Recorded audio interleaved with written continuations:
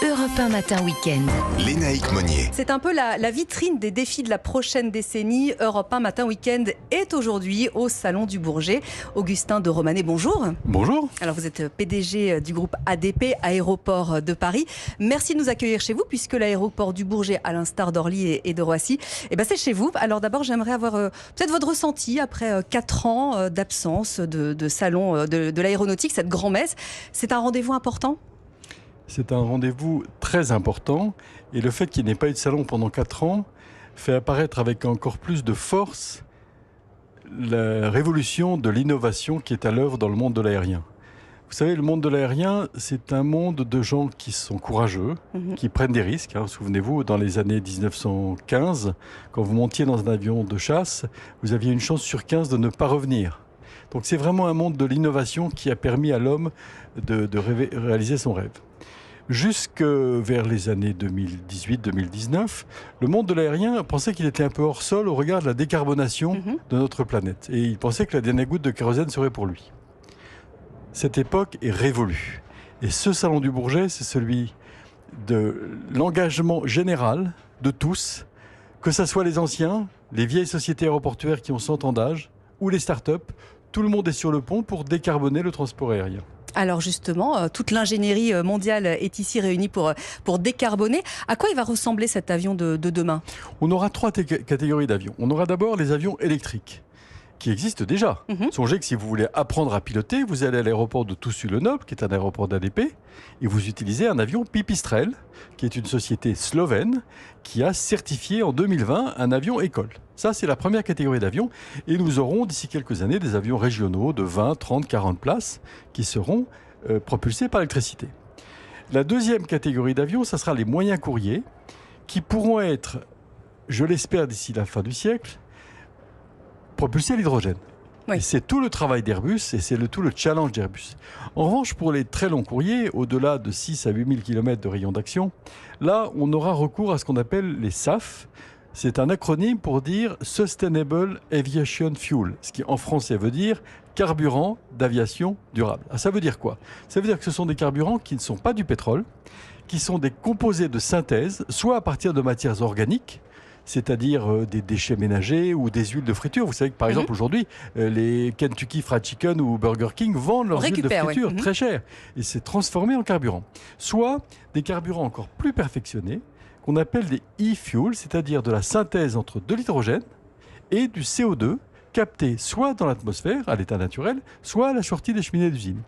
Et ces e-fuels qui coûtent encore très cher aujourd'hui, ça coûte environ 5 à 6 000 euros la tonne, alors que le pétrole ne coûte que 800 euros la tonne, vont progressivement être industrialisés pour produire des carburants d'aviation durable. Et vous faites bien de rappeler effectivement, Augustin de Romanet, que qu'on fasse un Paris-Brest ou un Paris-Los Angeles, effectivement, là on n'aura pas forcément le même avion. Alors si on parle de l'avion électrique, puisque c'est évidemment cette avancée qui nous intéresse en particulier ce matin, un avion électrique avec quelle autonomie et à quel terme ?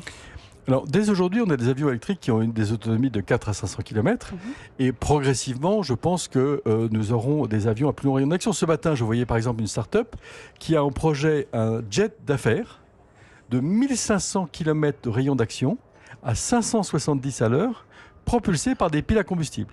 Donc, c'est un avion mixte hydrogène-électricité, puisque c'est de l'hydrogène qui alimente une pile à combustible, qui produit l'électricité pour la turbine de l'avion. Donc ça, c'est pour 2029. 1500 km de rayon d'action. C'est demain. C'est demain. Alors ça arrive demain. Ce qui arrive encore plus vite que demain, ce sont les Jeux Olympiques de Paris 2024. Alors là, on est carrément à 1 an de l'échéance. Où est-ce que vous en êtes de l'accueil ? La première chose qu'on voit quand on arrive dans une ville, c'est très souvent son aéroport.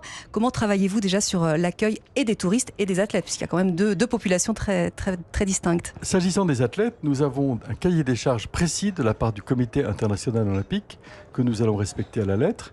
Il s'agit de dégager des zones d'accréditation dans les aéroports. Il s'agit de sécuriser la livraison des bagages en temps et en heure, que ce soit à l'arrivée ou au départ. Il s'agit aussi d'aménager des zones pour tous les autobus qui transporteront les athlètes, les officiels, etc. Ça, c'est pour les sportifs. S'agissant des passagers généralement quelconques, là, c'est maintenant. Ce n'est pas parce qu'il y a les Jeux Olympiques qu'il faut attendre de mieux les accueillir. C'est un combat permanent que nous menons depuis 10 ans. Charles de Gaulle a gagné une centaine de places au classement mondial, puisqu'aujourd'hui Charles de Gaulle est le meilleur aéroport au monde au rang numéro 5.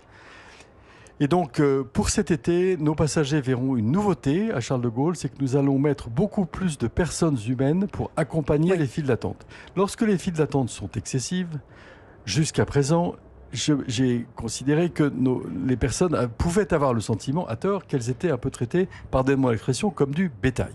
Oui, Or, un peu abandonné. S'il y a quelque chose que les gens ne supportent pas, c'est de ne pas voir leur dignité respectée. Et donc, faisant ce constat, j'ai demandé à mes équipes de multiplier les recours aux personnes humaines pour venir en assistance aux personnes âgées, aux personnes handicapées, aux femmes enceintes, aux familles, pour améliorer l'orientation, la gestion des files d'attente. Et puis aussi, nous multiplions les paraphes, qui sont des systèmes automatiques de contrôle des passeports. Nous travaillons beaucoup plus étroitement avec la police aux frontières. Et j'espère que l'expérience des personnes cet été sera bien meilleure qu'elle n'a pu l'être précédemment. Et alors d'un mot pour terminer, Augustin de Romanet, peut-être parler de ce taxi volant. Est-ce qu'il verra le jour? Est-ce qu'on va pouvoir monter dedans et quand? On l'a vu là en passant. Ce taxi volant, il vit déjà et le jour et la nuit. C'est un taxi qui est en démonstration au Bourget. Vous pourrez le voir tout à l'heure vers 13h30. Et il a pour vocation de rendre des services qui aujourd'hui n'existent pas. Prenez par exemple une personne qui tout à l'heure fera un malaise au salon du Bourget, en plein milieu du salon, et qu'elle doive être emmenée en urgence à l'hôpital. Eh bien, tous nos auditeurs qui auront mis 1h30 dans les embouteillages pour venir au Bourget et qui mettront 1h30 pour revenir à Paris seront ravis de savoir qu'un service médical d'urgence pourrait les emmener dans un hôpital de la région parisienne en moins de 20 minutes grâce à cet engin électrique et décarboné. Avec un tarif à peu près Alors le tarif, il reste à fixer. Ouais. Je m'étais un peu engagé quand j'avais dit chez un de vos confrères un tarif qui était de l'ordre de 110 €. En fait, ça sera très variable. Ça dépendra des services, de la course, etc. Eh bien, merci beaucoup Augustin de Romanet, président, directeur général d'Aéroports de Paris, de nous avoir accueillis dans votre bureau. Merci à vous et bon dimanche.